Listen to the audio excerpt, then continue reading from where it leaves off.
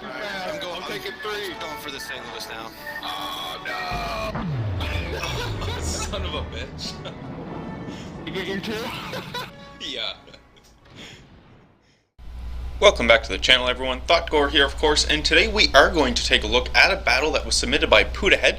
We can see Puddahead is in the Isokaze, and of course we are on Solomon Islands. When I was looking at this map, or this battle actually, when I was recording it, the first thing that popped into my mind when I saw Solomon Islands was, I remember when this map was new.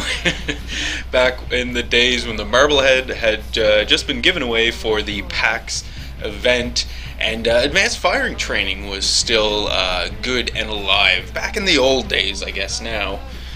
Man, I've been playing for a little while, I guess. Anyway, we are on Solomon Islands, and Puddahead immediately starts off with what I would consider usually the standard or default strategy of the map.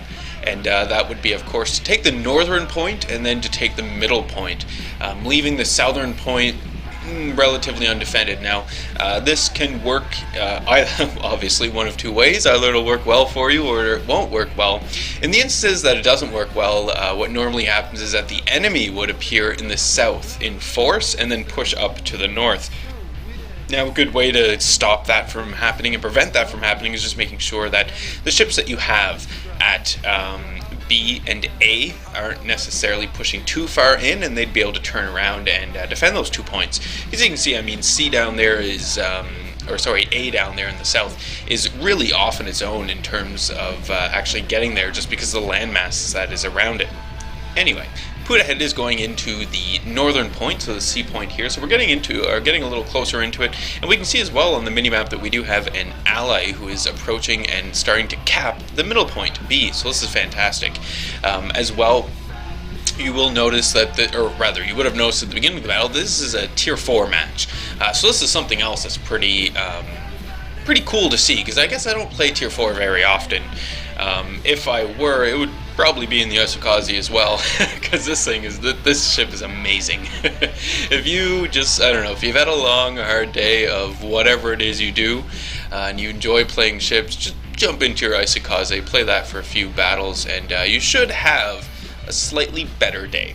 Anyway, Puddahead playing it safe as he approaches into the northern point here, and you can see he's slowed himself down before he got to the headland. Wanted to see if anything comes around it, and this is a very, very sound strategy.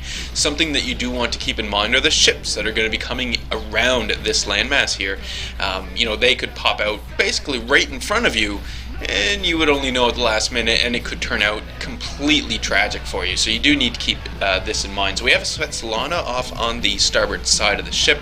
We do have torpedoes on the way for this Svetlana, though, and it does look like this player is freaking out a little and not totally sure what to do about the torpedoes. So we get one hit, just waiting for another one, and there we go. First blood and devastating strikes. So one kill for Puddahead. Fantastic. Now, I was actually thinking as well about tier 4s, frankly, because of this video also. But I was thinking, maybe it's time for me to finally get a stupid aircraft carrier. Maybe it is. I've been thinking about it. I've got obviously I have the in-game credits to do it, so I might actually end up doing it. I don't know. It might be the time. I'll see later tonight. Anyway, that was a side note. You can see on the minimap that the enemies are pushing into B as well, right? It does look like their strategy was to go A and B. Whether or not that was their actual strategy, and whether or not, you know, they just split into 3 separate groups, not 100% sure. But at least in terms of capping the points here on the map, the enemy does, you know, definitely have the southernmost point and is contesting the middle point, so that's B. We do have some allied ships in at B though, so this is good, because hopefully they will be able to stall the cap, or, you know, defend the cap ideally as well. But maybe just stall it a little here, see if Puddahead can get down into position to see what he can do. So we do see some enemy ships here in front of us, and as well you'll notice that Puddahead is now pushing down the opposite side that he spawned on, right? Essentially he's behind enemy lines at this point in time, which is a really, really nice place to find yourself when you are in an Isokaze at this tier. You can wreak a lot of havoc behind the enemy lines, and we're about to see that here with Puddahead and his Isokaze.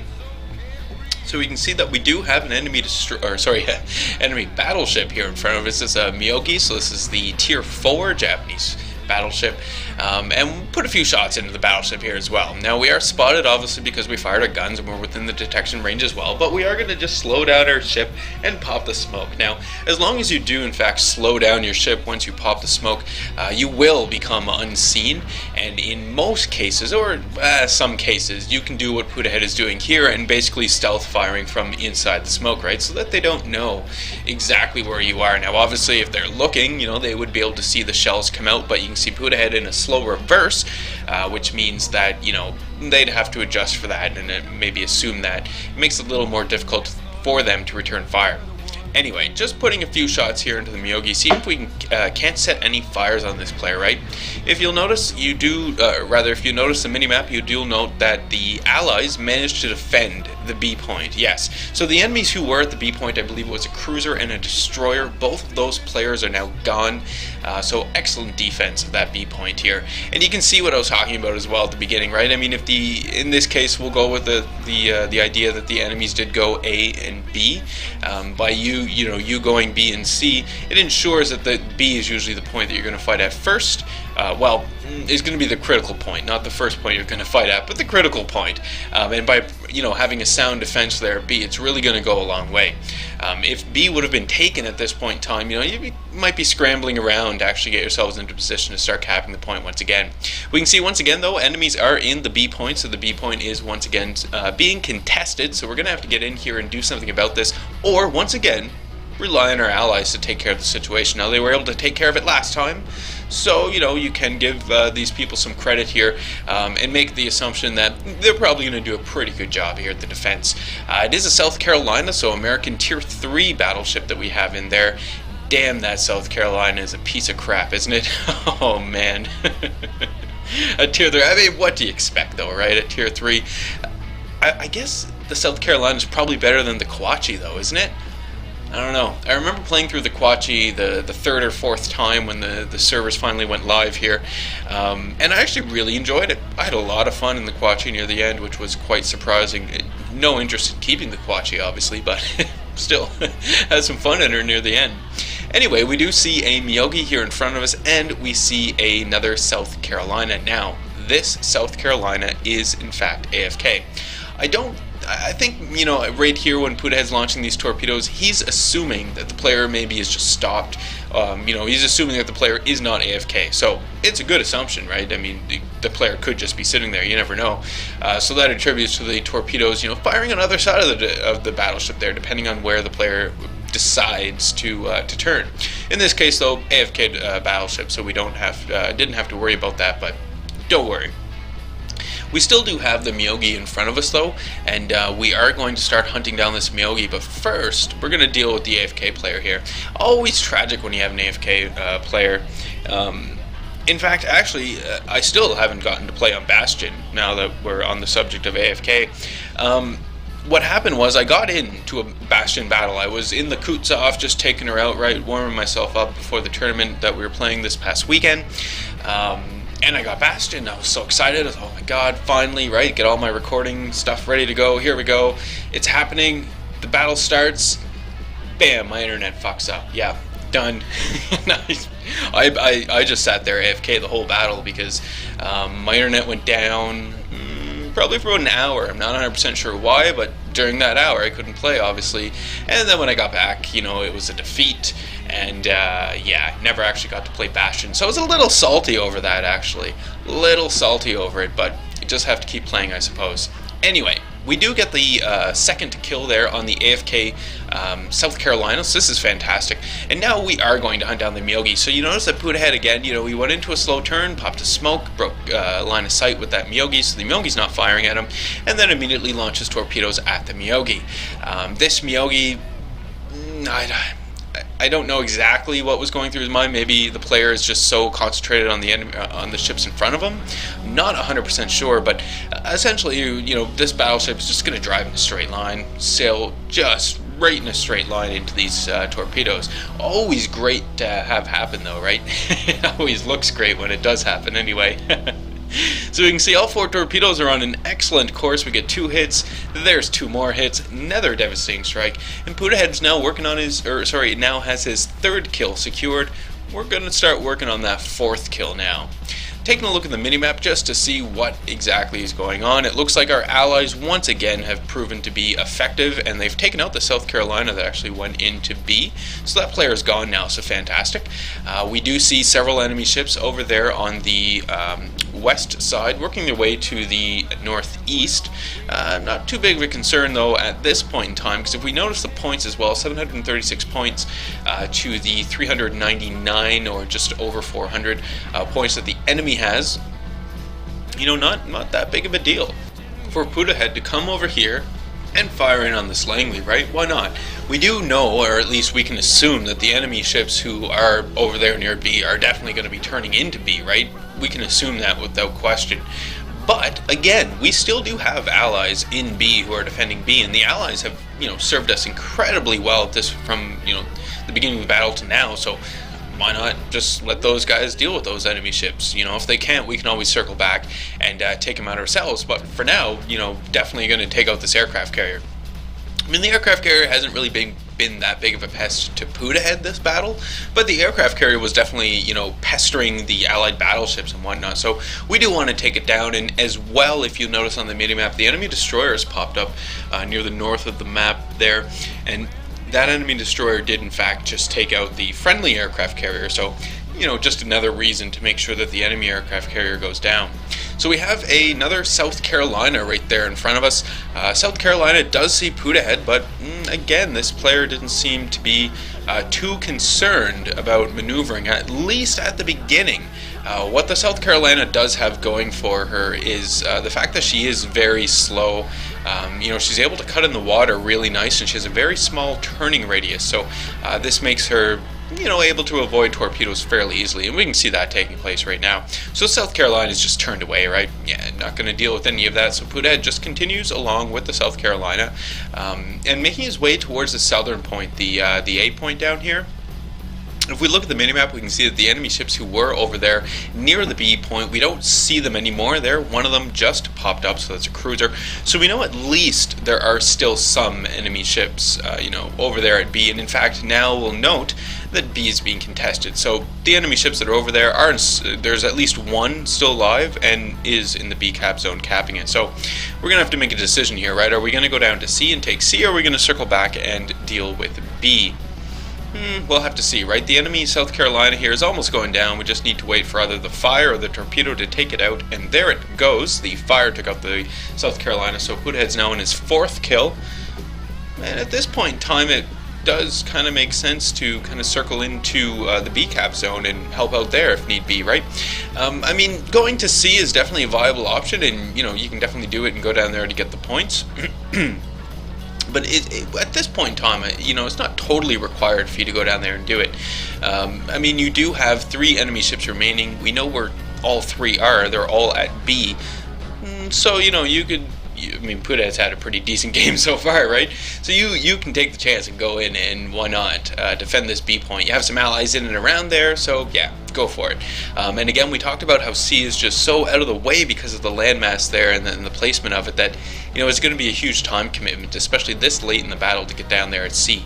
If you go to C, then you're going to have to give up B, and if you give up B, then you open the option of the enemies potentially coming down to C and contesting you, or just moving up to the northern point and taking that, right? So anyway, we have Puddahead. He's coming into the B point here, coming in a little closer so we can see some of our opponents. We have a St. Louis, we have an Izuchi, the tier 4 premium Japanese battleship, and we have a Clemson in there as well, I saw. So we're just going to slow our ship down here. We're going to take our time, take a look around. We'll notice that we did just lose an allied battleship, so that does kind of suck, but we still do have 2 more enemy battleships on our side to help us defend this point. So the enemies are currently capping B, but yeah, whatever. So we're going to launch off some torpedoes here just in case any of the enemies do decide to come down that channel, right?